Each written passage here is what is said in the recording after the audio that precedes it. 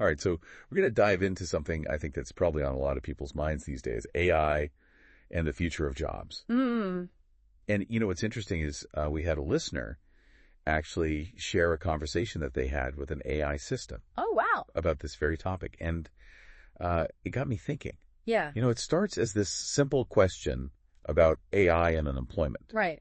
But it evolves into this, really insightful back and forth about, what the realities of AI in the workplace might actually look like. Absolutely. It really shows you have to dig a little deeper sometimes. Yes. And not just take the first answer that the AI gives you. Exactly. Yeah. So the listener starts by asking the AI a pretty straightforward question. Okay. Do you think AI will lead to greater unemployment?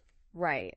And instead of just a simple yes or no, the AI gives this carefully worded response about how AI might transform jobs. Right. Not necessarily eliminate them. Interesting. And it uses accounting as kind of a prime example. Oh, it's a perfect example. Yeah. Because it really lets us break down what are the tasks that are involved. Think about all the data entry, transaction matching, error checking. Right. I mean, accountants do so many things that AI can do, Yes. Much faster with incredible accuracy all the time. And so this is where that idea comes in, about AI augmenting human work. Okay, so augmenting, not necessarily replacing. Right. So you're not getting rid of all 100 accountants at a firm. Right.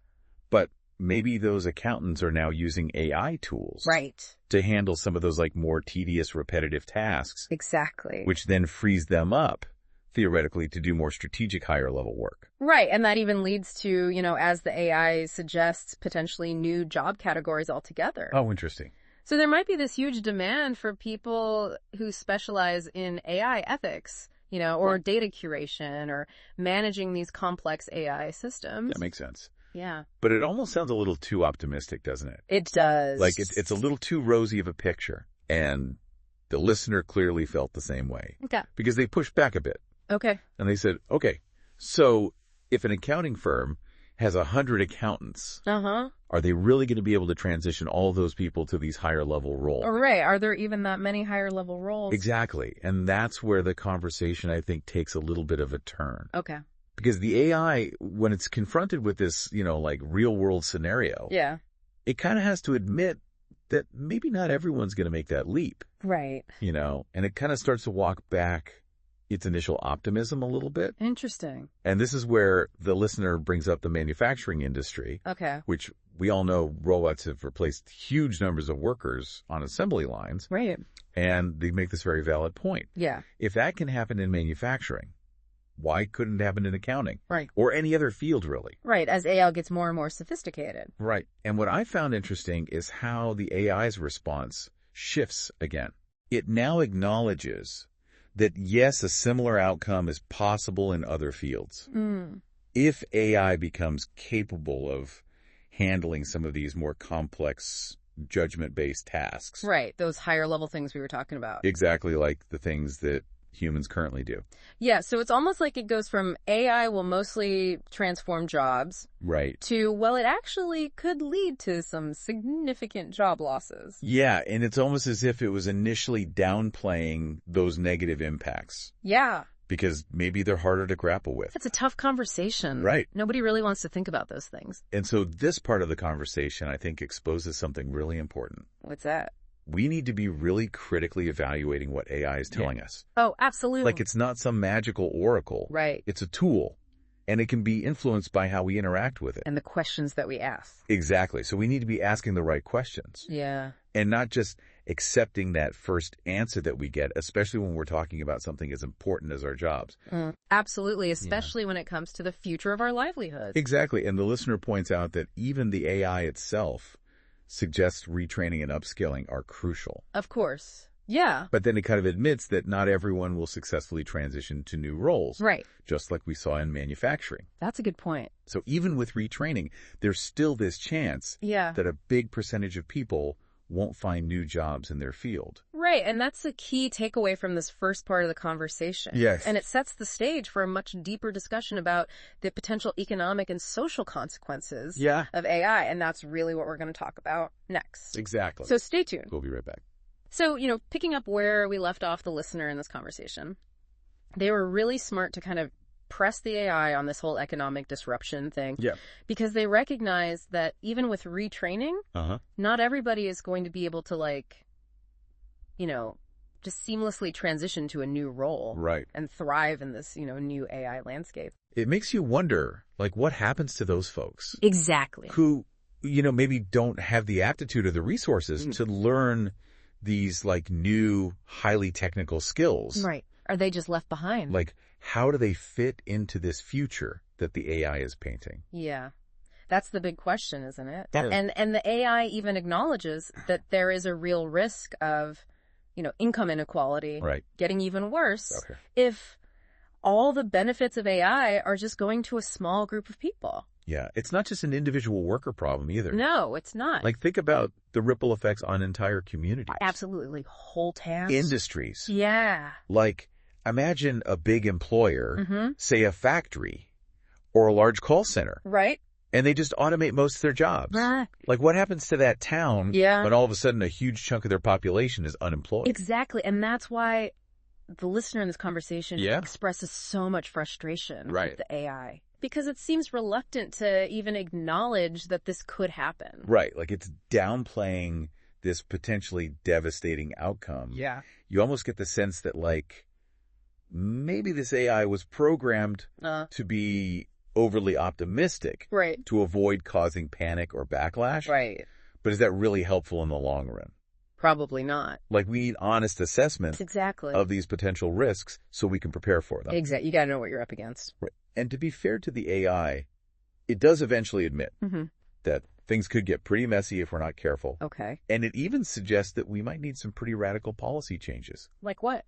Things like universal basic income. Wow. Or a shorter work week. To soften the blow of all this automation. Those are pretty big ideas. Yeah, it really highlights the scale of the challenge that we're facing. Absolutely. Like, we're not just tweaking existing systems here. Right. We might have to fundamentally rethink how our economy and social safety nets function. Yeah, it's a whole new ballgame. What I find fascinating, though, is that the AI's responses seem to, like, evolve based on how specific the listener's questions got. Right. It was like it was holding back until it was really pushed to confront the hard realities. Interesting. It's a good reminder that we can't treat AI like it's all-knowing.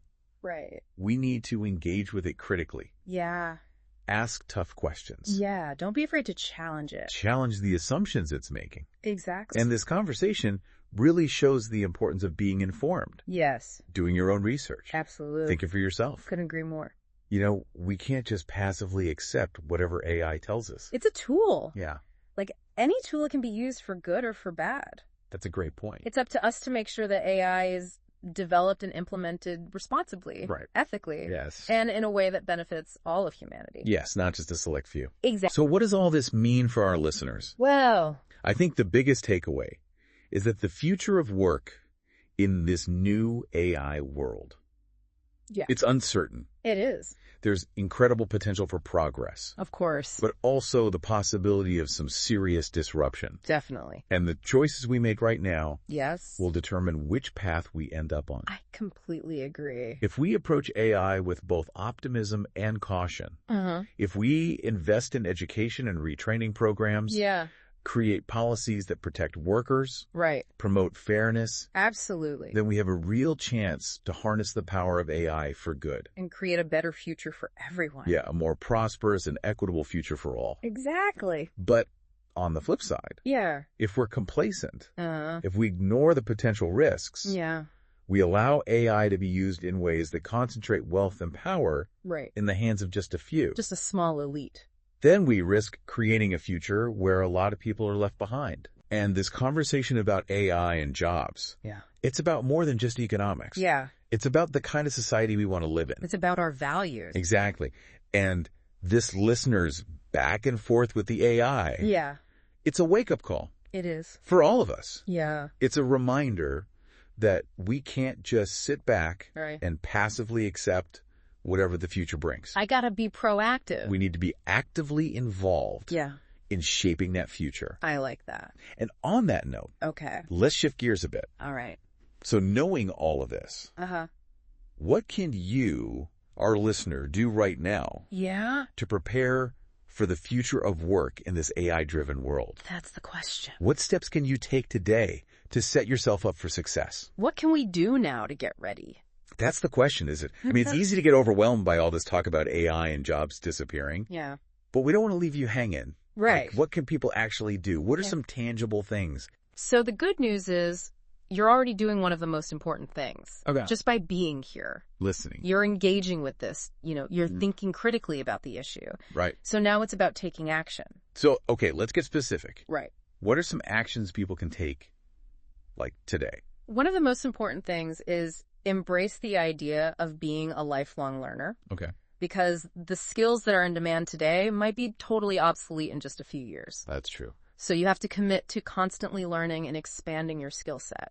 And that doesn't necessarily mean going back to college? No, not at all. For like a whole new degree? There are so many resources now. Oh, yeah. Online courses, boot camps, workshops, you name it. Yeah. You can really stay ahead of the curve. And don't be afraid to kind of step outside of your comfort zone. Absolutely. Like explore different fields. Yeah, AI is creating all these opportunities in areas like data science, cybersecurity, UX design. That's true. These are the areas where the growth is happening. It's the future. Yeah.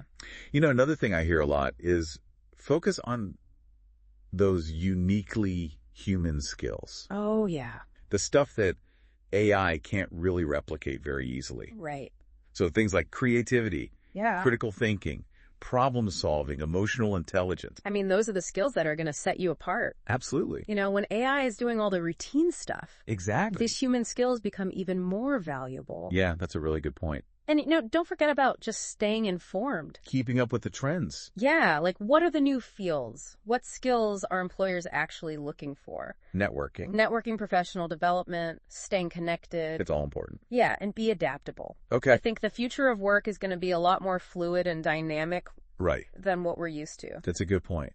So being open to new possibilities, embracing change. It's going to be essential. Absolutely. I could already hear some people saying like, well, that's easy for you to say. Yeah. You're not the one facing job displacement. Yeah. And you know, it's a fair point. It is. But here's the thing. What's that? Even if your job isn't like directly threatened by AI right now, the workplace is changing. It is. Like rapidly. Yeah.